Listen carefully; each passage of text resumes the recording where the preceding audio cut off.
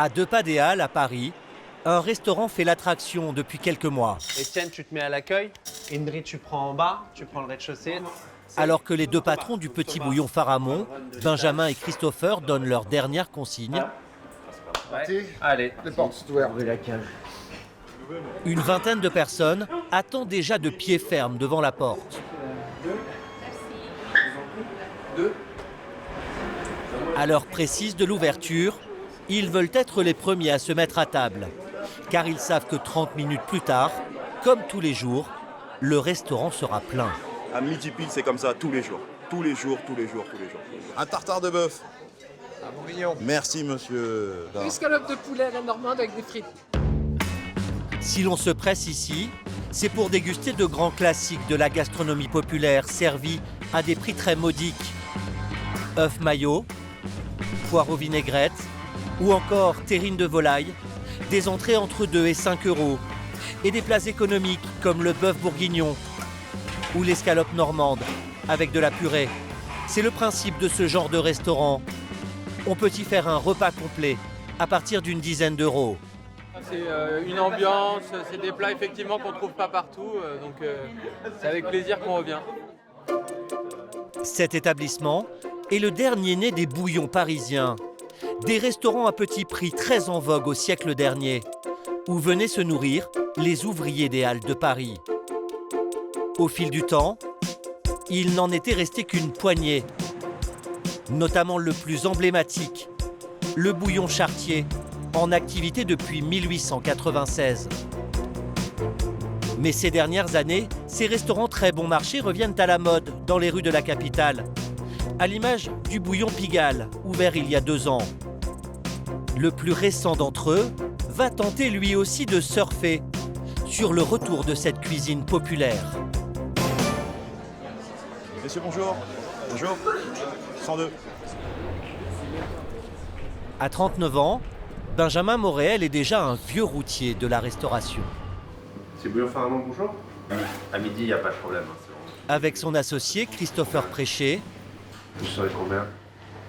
ils en sont à leur 4e établissement ensemble. Fin 2018, alors qu'ils recherchent une nouvelle affaire, les 2 amis tombent sur ce restaurant à vendre. Avec ses décors classés aux monuments historiques, le lieu les séduit immédiatement. Ça a été une vraie gifle. Ouais, vraiment, Tombé amoureux, quoi. côté majestueux, vraiment. Donc c'est vrai que pour nous, c'est un plaisir quand tu arrives le matin et que tu allumes la lumière dans ce cadre-là. Tu te dis que tu fais partie vraiment de l'histoire et tu contribues vraiment à perpétuer l'histoire de Paris, de l'établissement, des Halles.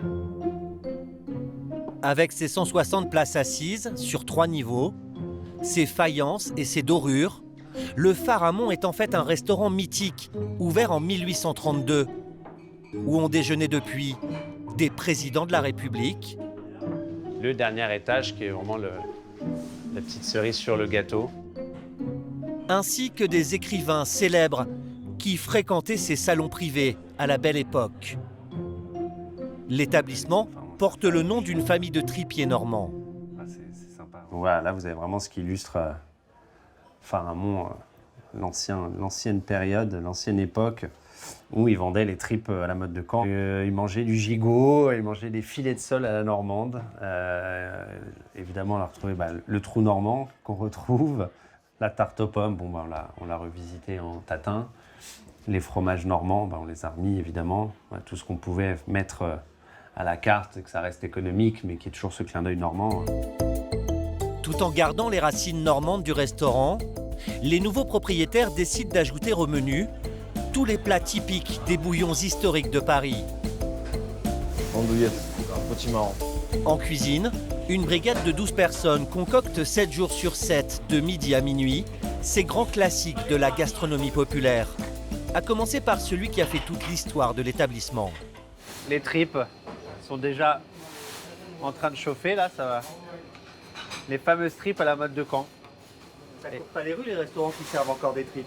Ça court pas les rues, mais alors si on le fait pas au Pharamond, on peut le faire nulle part, parce que c'est Alexandre Pharamond, en tout cas son grand-père, qui a été le premier à faire les tripes à la mode de Caen à Paris.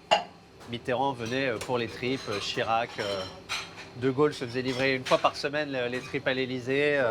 Donc non, on n'est pas beaucoup à le faire, mais On voit les anciennes générations qui reviennent pour ça. Des recettes, un temps passé de mode. Dégustées dans un cadre suranné, la formule fait son effet. Et pas uniquement chez les plus âgés. Messieurs, pardon. Le confit et les fameuses tripes à la mode de Caen. Merci beaucoup. Voilà. Allez, bon bah on attaque. Bon appétit. C'est incroyable. T'es allé à quelle université aujourd'hui? J'adore moi les tripes, donc justement pour une fois qu'on peut en trouver, c'est ça. Hein. Alors, excusez-moi, le camembert. Tous mes amis avocats aussi. On est un peu vieux jeu. Comme ça, on est un peu vieux jeu et on aime bien la cuisine un peu de grand-mère. Et là, c'est ça. Camembert rôti, foie gras, au samoil. Moi, je suis normand, j'ai l'impression de revenir à la maison. Ah, le camembert rôti, il est... Regardez ça. Voilà. Le petit bouillon vient tout juste de fêter ses 10 mois. Et avec son record de 680 couverts servis en une journée, il figure déjà parmi les restaurants les plus fréquentés de la capitale. Le tout sans jamais prendre la moindre réservation. 4. Et votre prénom, Régis. Les samedis, la fréquentation augmente même de 30% par rapport à la semaine. Pour placer les clients en fonction des tables qui se libèrent, Benjamin essaie de toujours avoir le petit mot qui fait sourire. Bonjour. 3 personnes. Un petit prénom. Virginie. Ou un grand, je m'en fiche, c'est pareil. Virginie, Ouais, c'est bien. bien. Yves, Oui. on y va? Oui. Allez. Regarde jaloux. Peut-être jalousé.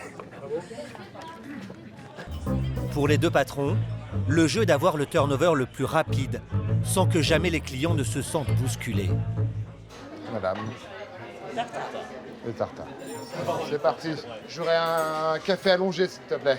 Je l'ai explosé. Ça va, un petit dessert. C'est le week-end. Un café. La tranquillité. Ouais, ok. Non, j'ai entendu le message. Non, là, le samedi, là, c'est tout droit. Jusqu'à minuit. À minuit, ça s'arrête. Mais bon, c'est sympa, quoi. Je pense que c'est comme ça qu'il faut le vivre. Il faut que ça soit un peu un jeu, quoi.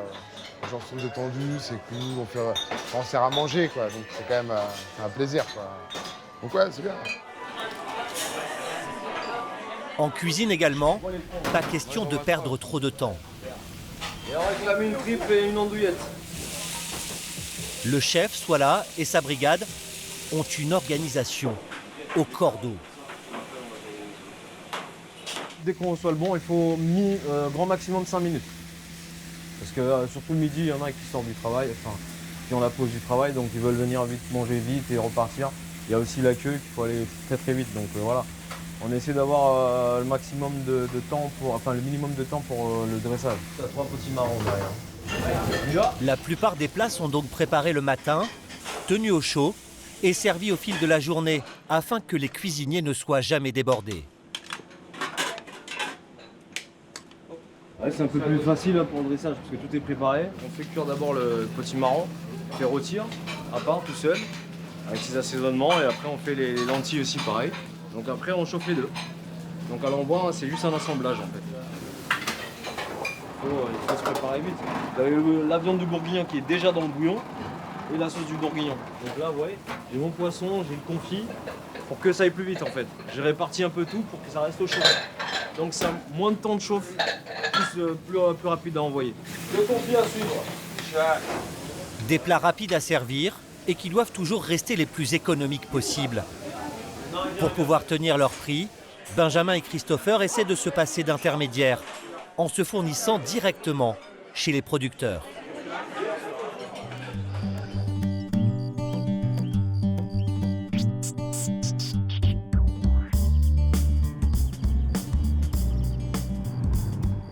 Ce jour-là, ils ont rendez-vous en Bretagne.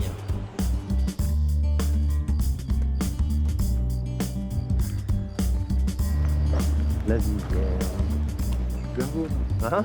En plus, super beau, là, ça se lève. Ils sont attendus chez leur fournisseur de fruits de mer. Christopher, Benjamin, soit là le chef. Ici, la spécialité, ce sont les moules de la baie du Mont-Saint-Michel. Il en sort 4 à 5 tonnes par jour en moyenne.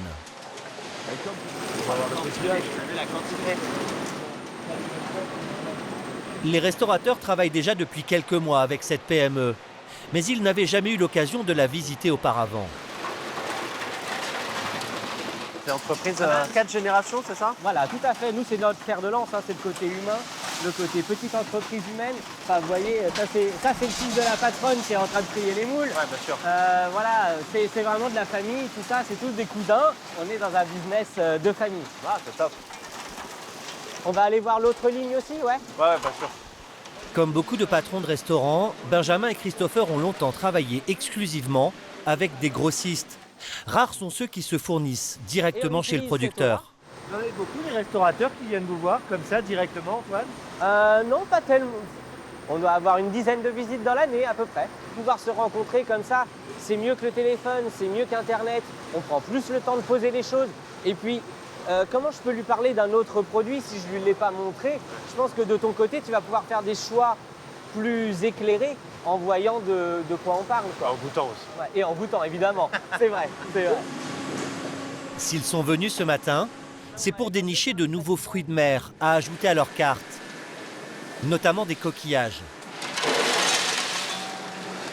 A priori, ils vont avoir l'embarras du choix. La région produit de nombreuses espèces différentes. Voilà, le bulot de Saint-Malo. Donc là, on est sur des palourdes. Alors ça, c'est les clams. Donc là, on est sur de la prairie de Granville. Je ne sais pas si vous avez déjà vu des frères, goûter des frères, ouais. Non, Granville, je suis pas sûr. Je vais demander à quelqu'un de vous offrir une ou deux frères. Ça, c'est des huîtres plates de plongée. Ça, c'est des mie. Voilà, attention, ça pisse beaucoup. Ah oui, ouais. Allez. C'est incroyable. Jamais vu. Jamais vu. Doucement. Quel gamin. Mais quel gamin. Ah ouais. Visuellement, il y en a plein qui inspirent. Après, il n'y a pas que le visuel. Il y a le goût, mais je pense pas qu'Antoine pourra faire tout goûter, malheureusement. Et puis après, il y a quand même malheureusement le nerf de la guerre qui est le prix, quoi. Pour pouvoir mettre un nouveau produit à la carte, ils ont besoin de volume et de prix suffisamment bas pour coller à la politique tarifaire de leur bouillon. Bon, allez, on goûte là. A priori, la praire pourrait correspondre à cette description. C'est sucré, la crème. T'as l'iodé et après t'as le sucre. Voilà, ouais. Ça vous a plu? Ouais. Mais avec plus de 600 couverts à servir par jour, il faut aussi que le produit ne soit pas trop compliqué à travailler. T'as envie de la faire crue comme ça. T'as envie de la faire crue, bien sûr. Après, t'as envie de la faire crue, chef, mais ça fait à ouvrir, fait du boulot. Le volume, c'est impossible, il y a un travail, trop de travail. Du coup, il n'y aura pas de praire au menu. Mais le fournisseur a également des crustacés à leur montrer.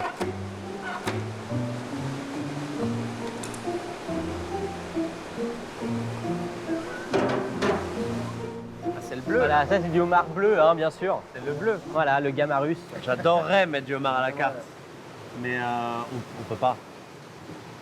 On peut tout simplement pas. Le homard et le bouillon, jamais ça pourra cohabiter. C'est pas possible. Tu peux manger simple, de qualité et pour pas cher. C'est ce qu'on essaye de faire. C'est notre culture un peu. On va pas se réinventer, on vient du populaire, on travaille avec le populaire, pour le populaire. Ça nous parle, on a envie de faire ça, quoi. On s'y attache. Oh oh oh oh là là. Taille de la bestiole. Oh là là.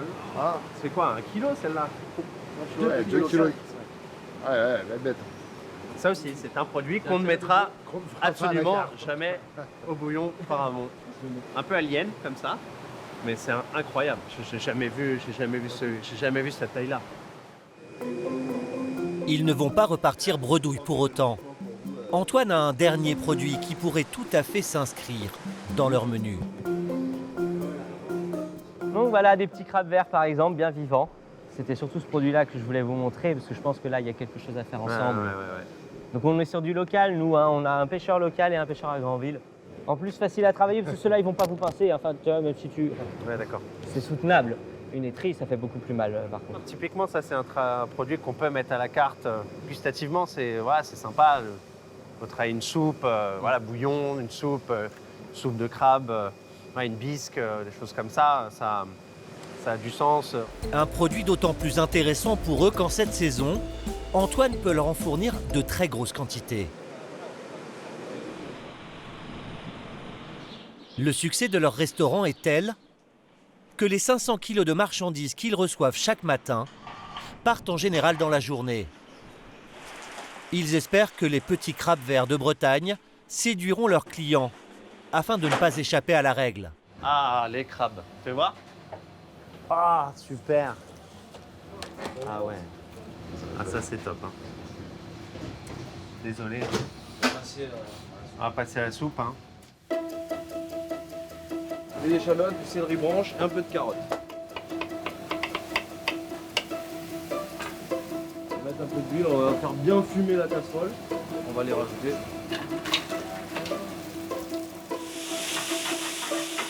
C'est des calvas.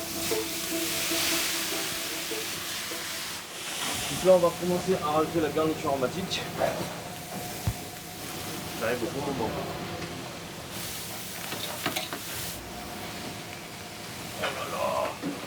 T'as pas déglacé encore, si? T'as déjà déglacé là? J'ai juste flambé. Flambé, il n'y a jamais assez de café. Et tu les coupes sur votre dos comme ça? Ouais. souvent, ouais. Ah, viens voir l'odeur que ça dégage. Avec la garniture. C'est un peu comme des gamins chaque fois qu'ils viennent dans le... Toujours. Mais ça fait plaisir, au moins on a une bonne compagnie. On a des gens qui sont passionnés. Et bien, on n'a pas toujours des patrons qui sont passionnés avec nous, donc voilà. En plus, on va mouiller pour finir et puis on laisse mijoter pendant 2 heures. Je vais chercher ma cuillère à soupe. A tout à l'heure. Comme beaucoup de plats de bouillon, Benjamin espère que celui-ci rappellera des souvenirs à ses clients.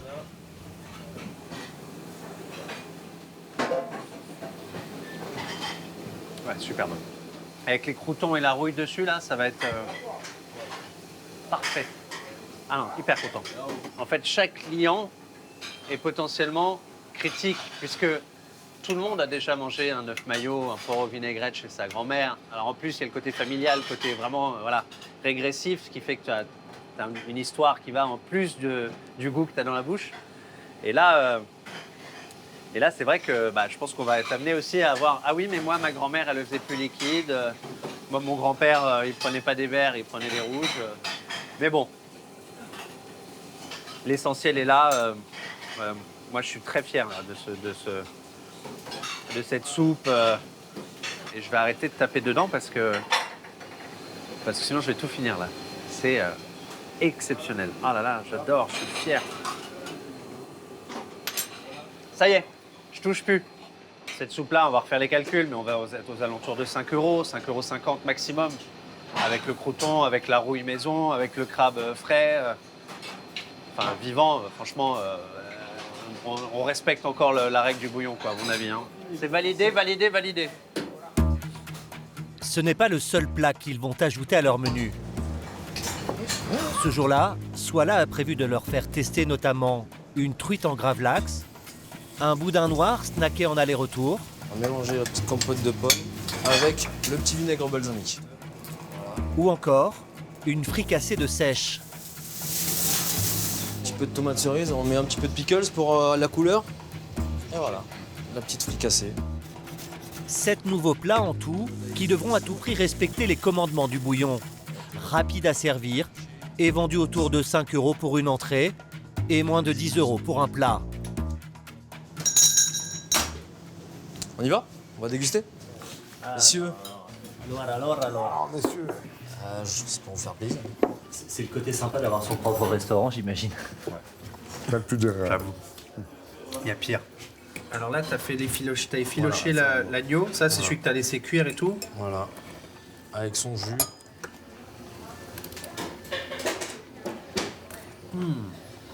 Ah ouais, super bon. Et le boudin, on y retourne. Ouais, moi, ça, je valide. En plus, ça équilibre ça, un je peu valide grave. le plat. Ça, et je pense qu'il est en goût, c'est nickel, mais en dressage, ça manque de gourmandise. La même base rémoulade, sauf que tu as mis endive rouge. Un petit peu de crème. Moutarde. Ouais. Moutarde. Bon, bah. D'une manière générale. Ouais, non, rien à dire, bravo. Hein. Très Franchement, bien. Très bien. Les goûts top. La moutarde, mais top. La moutarde, la moutarde, ça fait du bien pendant l'hiver, tu vois, ça permet de. Ah, je retrouve un peu. Oui, oui, c'est bien. Non.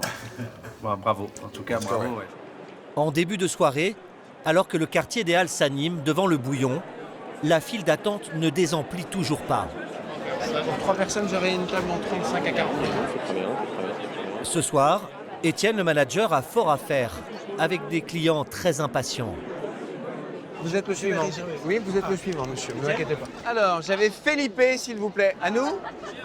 Il y a encore des gens avant nous alors. C'est une table de 5. La prochaine. Oui, la prochaine table de 2, monsieur, elle est pour vous. Jamais quelqu'un. C'est très long. On nous a promis qu'on serait. Monsieur n'a pas l'habitude. C'est la philosophie des bouillons parisiens. Essayer de trouver une place pour tout le monde, y compris en plein rush. Jean-Baptiste, on va bientôt y aller. Voilà. C'est pas une fausse joie, c'est un début de joie. On refuse jamais personne. On a des désistements surtout, mais on refuse jamais personne. Du coup, même en hiver, les 2 terrasses extérieures sont régulièrement pleines. Pour atteindre celle qui se trouve de l'autre côté de la rue piétonne, les serveurs doivent jouer les équilibristes. Pardon, excusez-moi. Ce genre de soirée, ce sont les moments préférés de Christopher. Ils sont encore là, eux, ils t'attendent.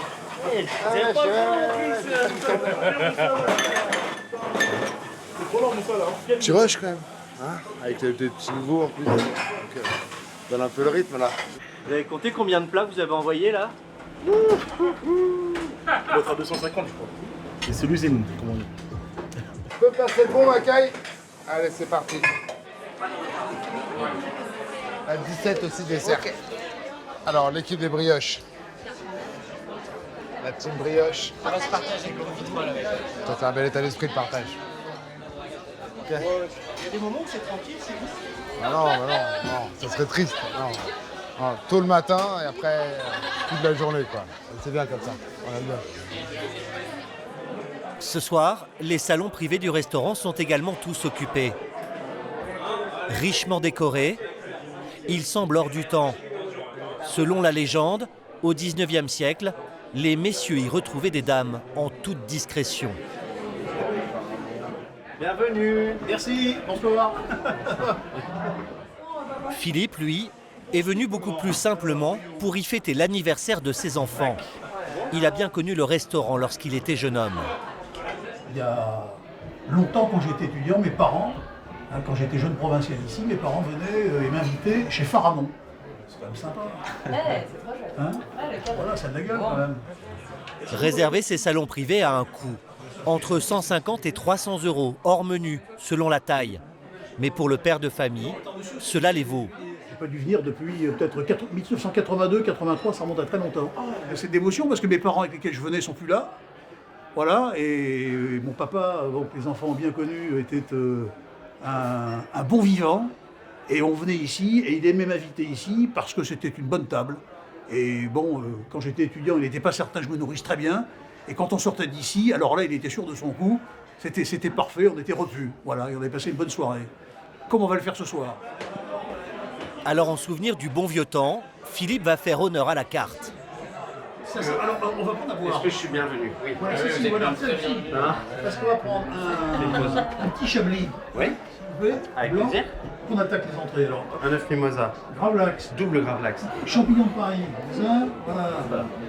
Os à moelle. 2 gravlax, un œuf mimosa, un escargot, champignons de Paris, os à moelle. Foie gras et camembert rôti. What else? Il reste plus grand chose effectivement. La soupe de crabe n'aura pas plu. Comme depuis 40 ans, faut bien que je. Ouais, vous testiez, exactement. Voilà. Non, mais là, franchement, vous respectez bien la règle. Voilà. Un bâtiment classé monument historique sur 3 étages, c'est à la fois pour Benjamin une aubaine et l'assurance de faire beaucoup de sport au cours d'une journée. Là, aujourd'hui, je suis à 9 km 2. 54 étages, 14 200 pas. On peut pas tout avoir, hein, si on a cette magie un peu architecturale de l'établissement, et il faut en payer les conséquences, et voilà, et c'est sûr qu'il n'y a pas de monde plat et de choses comme ça pour nous aider, mais heureusement qu'il y a ça, parce que sinon je pense que je serais une baleine. Joyeux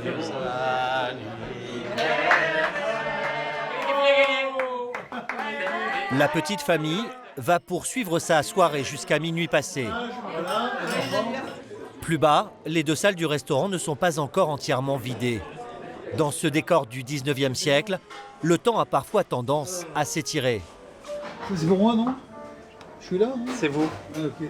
Une soirée fantastique, des souvenirs extraordinaires et une maison qui n'a pas changé. Et j'espère qu'elle ne changera jamais. Voilà, c'est ce qu'on peut espérer. Pour l'heure, les deux amis semblent avoir réussi leur pari d'offrir une nouvelle jeunesse à cette institution, proche de fêter ses 200 ans.